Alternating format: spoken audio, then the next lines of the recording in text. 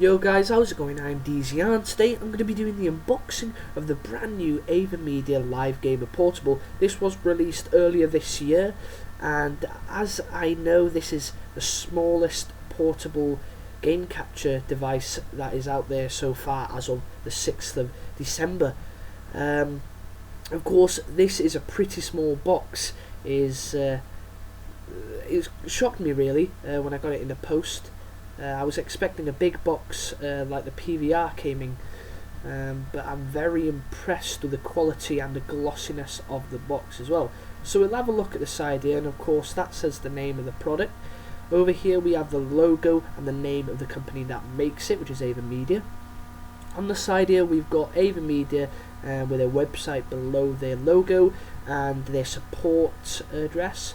Of course, here on the side we've just got the requirements and what includes in the package and what's in the box basically. On the back here is the specification page, if I said that right, which will show all the good stuff and bad stuff about it. Well, I don't think the bad stuff, but yeah.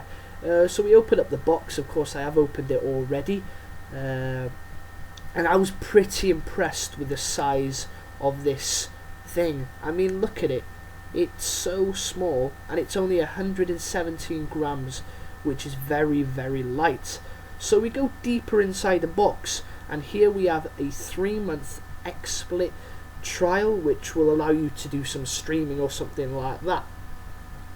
Now we go ahead, and in this tight packaged box, it took me a while to pull it out because I don't want to break the box since it feels very delicate.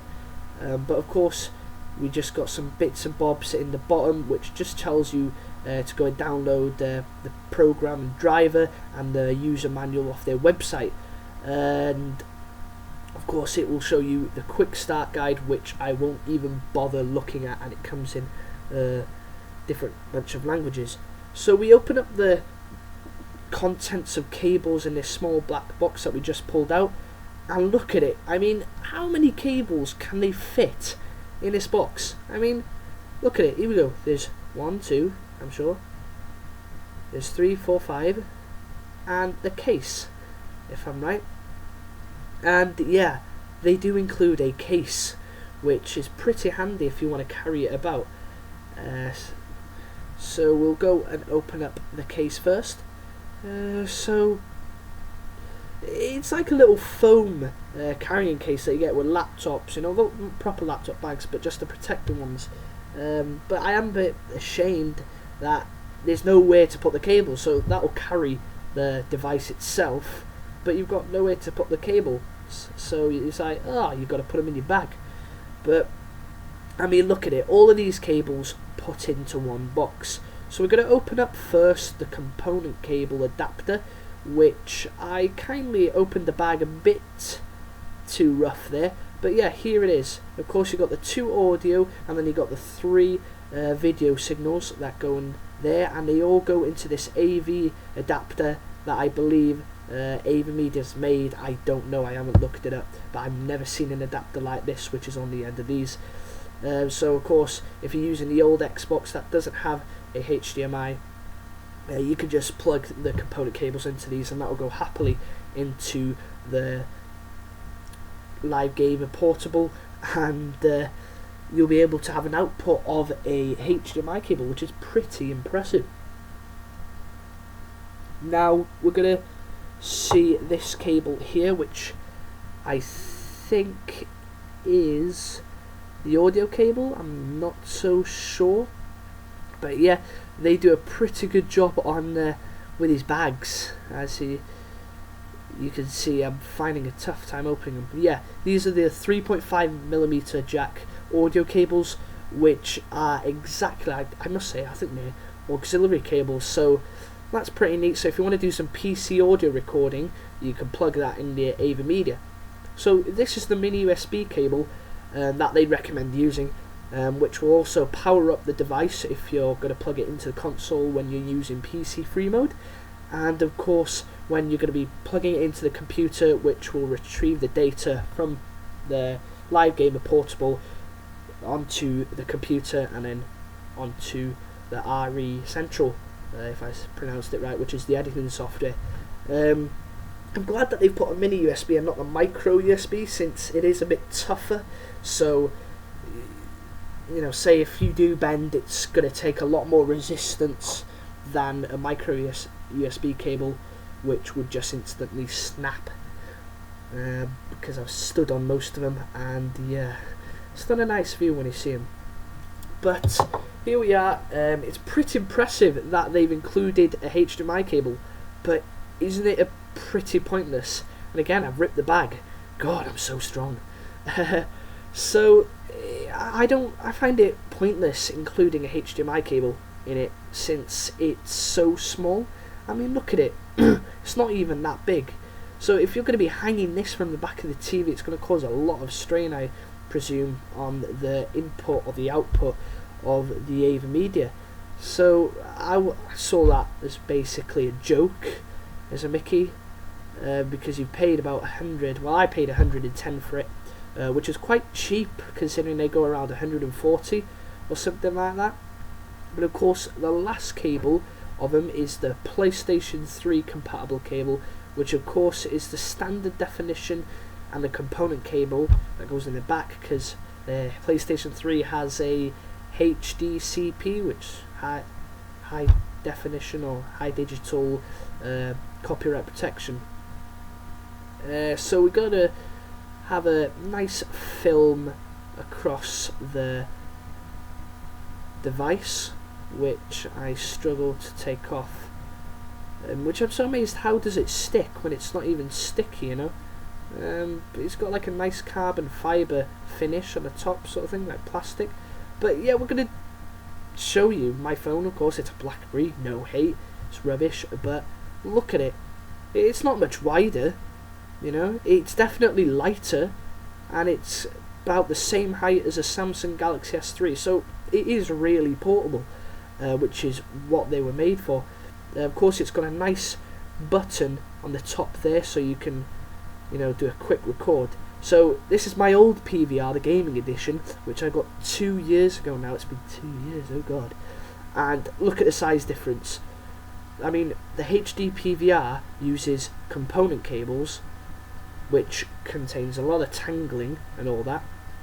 And it's heavy, of course. And also it needs a power cable, which is a plug. So you've got to plug it in there. Well, that's the... what's that? It's like the optimal cable, that's the one, which the AVerMedia does not include, but you've got one on the back of the console or the TV, so it's okay. Those are the standard video and audio inputs that you use, and yeah, it's not bad. It does its job, but for the new next gen consoles, I bought this because on the Xbox it does include HDCP, but unlike the PlayStation, it won't include it on games. So that's pretty impressive. But look at the size, come on now. It's a third of its height, and of course just a bit smaller in length. You know, it's not much, about 2 or 3 inches, but I reckon it's about, the HD PVR is about 3 or 4 times bigger. So here we've got the switch, which turns it into PC mode, and PC free mode, which allows you to record with a SD card, which you insert there. Of course, it's got to be a class 10, since it needs to download data onto it very quickly, and it's quite small. I was shocked. As I'm saying, I'm staggered at how they managed to fit everything into this small device, because look at it, that's the AV slot where I don't know if they made it, but here we go. It's pretty small, similar to a micro. Those are the input and the output of the HDMI, which include audio and video. And on the right here, we've got the audio input and the audio output for the 3.5mm jack, which you can connect with your PC to have PC recording. But as I was saying, I don't think nothing can, can challenge this device except for the Elgato. But this has got a trick up its sleeve, which I reckon is what made me buy this over the Elgato. I was going to get it, but when I went on YouTube and saw that there was a new capture device, I was staggered that it's portable. So I know I've took my PVR to my friend's house at one point, and you should see the cables literally carrying the whole of my room with the amount of cables it had, because you had the component cables and the power cables and all that. It was just stress.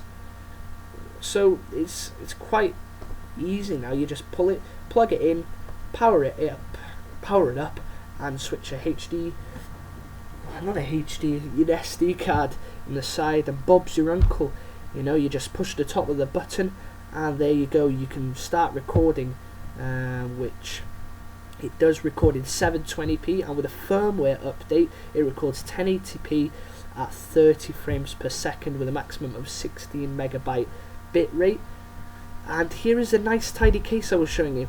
It fits kind of smoothly, but when I was doing this unboxing, I did forget to take out that nice refreshing paper box, like sachet thing, keeps it smell nice. So yeah, that's why I was struggling to close it.